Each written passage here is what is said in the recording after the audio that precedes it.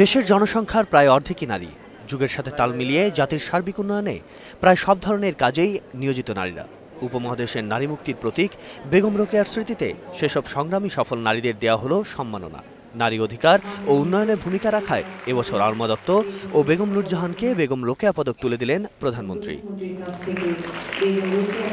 এ সময় কারো কাছে অধিকার না চেয়ে বরং তা আদায় করে নিতে নারীদের পরামর্শ দেন তিনি।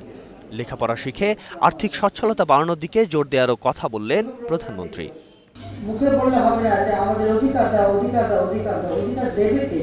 অধিকার আদায় করে নিতে হয়। এটা হলো বাস্তবতা। চাইলে সরকার দেয় না। একটা লেখাপড়া শিখলে নিজের পায়ে দাঁড়াতে পারলে এবং আর্থিকভাবে সচ্ছল হতে পারলে তাহলে আর অধিকার নিয়ে কাউকে ওই ভিক্ষা চাইতে হবে না। তিনি আরো বলেন, বাংলাদেশ আজ নারী রোল মডেল হিসেবে সম্মানিত। এমনকি নারীর রাজনৈতিক ক্ষমতায়নেও বিশ্বের 7ম অবস্থানে বাংলাদেশ। মেয়েরা যে বাংলাদেশে এগিয়ে যাচ্ছে, যে কারণে বাংলাদেশ আজকে নারী উন্নয়নের একটা রোল মডেল হিসেবে বিশ্বে মর্যাদা পাচ্ছে।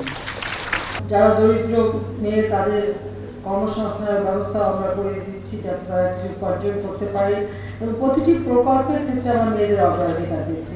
নারী সক্ষমতা উন্নয়নে জাতীয় নারী উন্নয়ন নীতিমালা বাস্তবায়ন, বেতন সহ মাতৃকালীন 6 মাস ছুটির মেয়াদ, পারিবারিক সহিংসতা প্রতিরোধ আইন, বাল্যবিবাহ ও যৌতুক নিরোধ আইন সহ নানা পদক্ষেপ অব্যাহত থাকবে বলেও জানান প্রধানমন্ত্রী। আগামী বছর থেকে 5 জনকে রোকেয়া পদক দেওয়ার সিদ্ধান্ত নেওয়া হয়েছে বলেও জানান তিনি। মেয়েরা পারে সবই। রাফেজ আদনান আদেল, 21 টেলিভিশন, ঢাকা।